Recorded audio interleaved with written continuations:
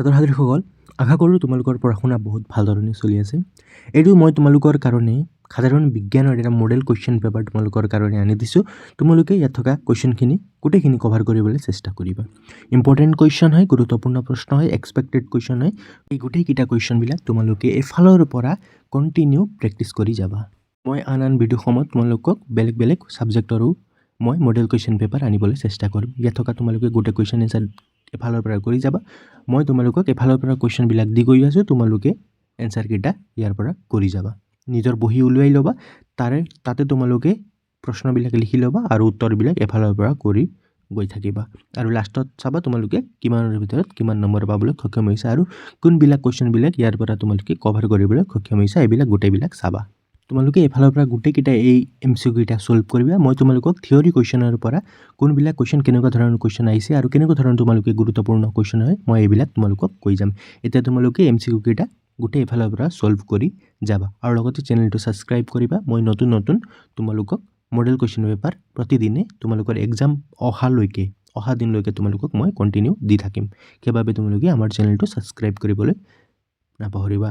এতিয়া আমি 46 নম্বৰৰ পৰা তোমালোকক কুৱেশ্যনবিলাক মই থিয়ৰীৰ কুৱেশ্যনবিলাক কৈ আছোঁ। এতিয়া তোমালোকে MCQ সমূহ ছল্ভ কৰা।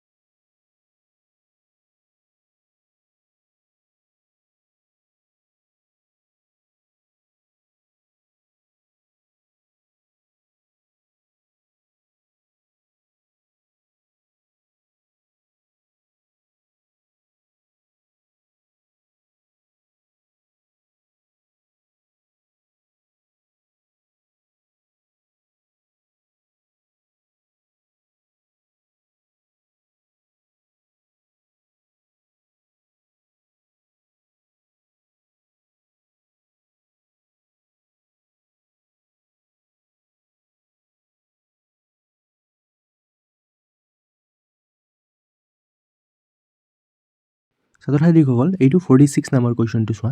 জৈৱ বিবৰ্ধক বুলিলে কি বুজা? এটা জলাশয়ত মহৰ বংশবৃদ্ধি ৰোধ কৰিবৰ বাবে DDT ছটিওৱা হ'ল। এই ৰাসায়নিক দ্ৰব্যবিধে পৌষ্টিক স্তৰত কিদৰে প্ৰভাৱ পেলাব লিখা। 2 নম্বৰৰ কাৰণে এইটো কুৱেশ্যন আহিছে, তোমালোকে এইটো প্ৰেক্টিছ কৰিবা। এইটো গুৰুত্বপূৰ্ণ প্ৰশ্ন হয়। তোমালোকে 47 নম্বৰটো চোৱা। বনাঞ্চল আৰু বন্যপ্ৰাণী কিয় সংৰক্ষণ কৰিব লাগে? অৰণ্য ব্যৱস্থাপনাত মানুহৰ ভূমিকা উদাহৰণ দিয়ে।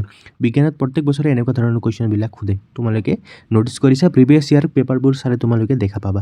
লগতে তোমালোকে 48 নম্বৰটো চাবা। পেৰিষ্টালটিক গতি কি? আমাৰ পাচন নলীত পেৰিষ্টালটিক গতিৰে খাদ্যাংশত গতি নকৰিলে কি অসুবিধা হ'লহেঁতেন? এইটো কুৱেশ্যনো সোধে। আৰু লগতে তোমালোকৰ পাকস্থলীত এচিডৰ ভূমিকা, তেনেকুৱা ধৰণৰ কুৱেশ্যনো সোধে। সেইবাবে তোমালোকে এইবিলাক কুৱেশ্যনবিলাক তোমালোকে ভালদৰে চাই ল'বা। লগতে চোৱা 49 নম্বৰ কুৱেশ্যন। উদ্ভিদত ৰেচন কেনেকৈ হয়? ৰেচন প্ৰক্ৰিয়াৰ সময়ত উদ্ভিদত সঞ্চিত হোৱা বিভিন্ন ৰাসায়নিক পদাৰ্থসমূহ কি? 2 নম্বৰৰ কাৰণে এইটো কুৱেশ্যন চাই ল'বা। আৰু 50 নম্বৰ কুৱেশ্যনটো চোৱা তোমালোকে। মেণ্ডেলে বংশগতিৰ সূত্ৰসমূহ ব্যাখ্যা কৰাত সফল হৈছিল কাৰণ তেওঁ মটৰৰ গছ বাছি লৈছিল। বক্তব্যটোৰ সপক্ষে যুক্তি দিয়ে। এই কুৱেশ্যনটো সোধে তোমালোকক। এইটো কুৱেশ্যনটো তোমালোকে ভালদৰে চাই ল'বা। নেক্সট তোমালোকে চাব লাগিব আধুনিক পৰ্যায়বৃত্ত তালিকা বিভিন্ন মৌলৰ পৰমাণুৰ ইলেক্ট্ৰনিক বিন্যাসৰ ওপৰত ভিত্তি কৰি গঢ় লৈ উঠিছে। কেনেকৈ প্ৰমাণ কৰিবা? নিজ ভাষাত বৰ্ণনা কৰা। এনেকুৱা কুৱেশ্যন আজিকালি বিজ্ঞানত আহে। তোমালোকে এইবিলাক কুৱেশ্যন চাই ল'বা। আৰু বিদ্যুৎ পৰিশোধনৰ দ্বাৰা অশুদ্ধ তাম কেনেকৈ বিশুদ্ধ হয়? বা এইটো 54 নম্বৰ কুৱেশ্যন বিভিন্ন উৎসৰ শক্তিসমূহৰ সূৰ্যৰ পৰা আহৰণ কৰা বুলি ধৰা হয় তুমি একমত নে যুক্তি দিয়ে তোমালোকে চোৱা বিজ্ঞানত কাৰণ দৰ্শোৱা যুক্তি দিয়া তোমাৰ ভাষাৰে ব্যক্ত কৰা এনেকুৱা ধৰণৰ কুৱেশ্যন আহে বিজ্ঞানত তোমালোকে সেইবাবে এইবিলাক ভালদৰে চাই পেলাই উত্তৰ কৰিবা আৰু কুৱেশ্যনবিলাক এনেকুৱা ধৰণৰ বেছি ফ'কাছ কৰিবা তোমালোকে আৰু তোমালোকে বিজ্ঞানত ভয় কৰিব নালাগে বিভিন্ন জিলাসমূহৰ প্ৰেক্টিছ পেপাৰ তোমালোকে ইতিমধ্যে ইউটিউবত আপলোড কৰিছে বিভিন্ন চেনেলসমূহত তাত থকা গোটেই কিতাপসমূহ এফালৰ পৰা ক্লিয়াৰ কৰি যাবা এদিনত এটাকৈ হ'লেও মডেল কুৱেশ্যন পেপাৰ সলভ কৰিবলৈ চেষ্টা কৰিবা বা প্ৰি টেষ্ট পেপাৰ সলভ কৰিবলৈ চেষ্টা কৰিবা এইটো বহুত ভাল হয় তোমালোকৰ কাৰণে তোমালোকে জানাই চাগে ডাঙৰ এক্সামৰ আগতে তোমালোকৰ দাদা বাইদেউ দেখিছা চাগে মক টেষ্ট পেপাৰবিলাক সলভ কৰে এইটো মক টেষ্ট পেপাৰ সলভ কৰাৰ কাৰণে এইটো হ'ল যে এক্সামৰ কাৰণে প্ৰিপেৰেশ্যন হোৱা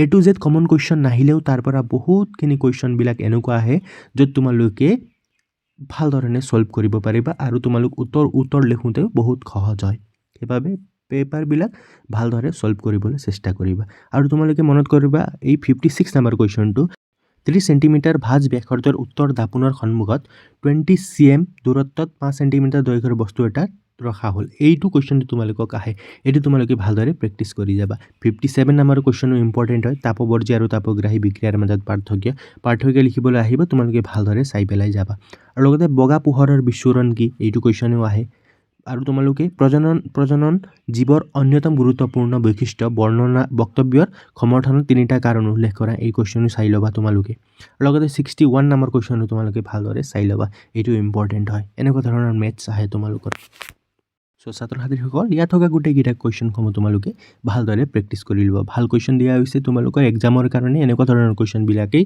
আহিব আৰু তোমালোকে এনেকুৱা ধৰণে প্ৰি টেষ্টতো এনেকুৱা ধৰণৰ কুৱেশ্যনবিলাক বহুত পাইছা গোটেইকেইটা কুৱেশ্যন সলভ কৰিবা আৰু মই তোমালোকক এক্সামৰ আগতে এটা direct common model question paper তোমালোকৰ কাৰণে দি যাম 100% ফ্ৰীতে তোমালোকক মই ইউটিউবতে আপলোড কৰি যাম সেইবাবে তোমালোকে পাৰিলে চেনেলটো ছাবস্ক্ৰাইব কৰি ৰাখিবা আৰু লগতে ভিডিঅ'টো সম্পূৰ্ণ চাবা আৰু লগতে নিজৰ বন্ধু বান্ধৱীৰ লগত শ্বেয়াৰ কৰিব পাৰিবা সো ছাত্ৰ ছাত্ৰীসকল আজিৰ কাৰণে ইমানে ভালদৰে পঢ়া শুনা কৰিবা প্ৰেক্টিছ পেপাৰ সলভ কৰিবা নিজৰ পঢ়া শুনা ভালদৰে কৰিবা হাৰ্ড ছাবজেক্টবিলাক যিবিলাক আছে সেইবিলাক ভালদৰে এফালৰ পৰা ক্লিয়াৰ কৰি যোৱা এক্সাম অতিকৈ ওচৰত চাপি পাইছে এতিয়া আৰু সময় নাই ভালদৰে পঢ়া শুনা কৰিবা ধন্যবাদ চেনেলটো ছাবস্ক্ৰাইব কৰিবা গুৰুত্বপূৰ্ণ কুৱেশ্যনৰ ভিডিঅ'সমূহ কণ্টিনিউ পাই থাকিবা